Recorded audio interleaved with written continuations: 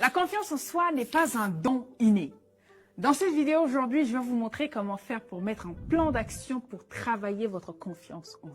Combien de fois j'ai rencontré des personnes qui ont eu des foyers brisés, des amitiés détruites, des personnalités complètement écrasées, simplement parce que vous ne vous faites pas suffisamment confiance. Dans la vidéo d'aujourd'hui, je vais vous parler non seulement de ce que c'est véritablement la confiance, mais surtout quelles sont les choses à mettre en place pour travailler votre confiance en vous, tel un projet pour devenir confiant. Pour ceux qui ne savent pas, devenir une personne confiante, c'est plus que primordial pour votre vie de tous les jours. C'est important pour votre vie professionnelle, votre vie personnelle, mais simplement pour bien vivre en harmonie, en équilibre dans la société actuelle. Malheureusement, beaucoup de personnes m'envoient beaucoup de messages concernant leur confiance en soi. Et ça me peine très souvent de voir des personnes qui disent « Mais Fonta, comment tu fais pour travailler ta confiance en soi ?» On a l'impression que tu es inébranlable. Rien ne t'arrête lorsqu'il s'agit de t'exprimer ou lorsqu'il s'agit simplement de te tenir devant les gens. Comment tu fais pour cultiver cette confiance en toi?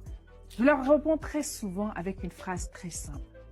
La confiance en soi s'obtient simplement dans la pratique. Telle une compétence que vous cultivez, telle simplement une mise en pratique que vous mettez en place pour vous développer. Avant de te parler déjà de comment faire pour établir ce plan pour travailler efficacement sur ta confiance en toi, laisse-moi d'abord te dire ce que c'est véritablement la confiance en soi. Contrairement à la pensée collective, la confiance en soi, ce n'est pas simplement savoir s'aimer ou savoir se chérir ou savoir bien s'habiller ou se maquiller pour nous les femmes. Non, loin de là. La confiance en soi, c'est simplement la capacité de se dire « je suis capable d'accomplir cela ». Et ça, à une tâche que vous aviez, à un objectif que vous aviez, à un défi que vous êtes lancé. Peu importe le dilemme dans lequel vous vous retrouvez, c'est votre faculté à croire en vos capacités de surmonter une épreuve, pouvoir accomplir quelque chose. Et ça, peu importe le type de tâche. La confiance en soi, ce n'est pas vous mentir. Ce n'est pas vous dire « non, je ne suis pas capable, non, ça va être… » Non.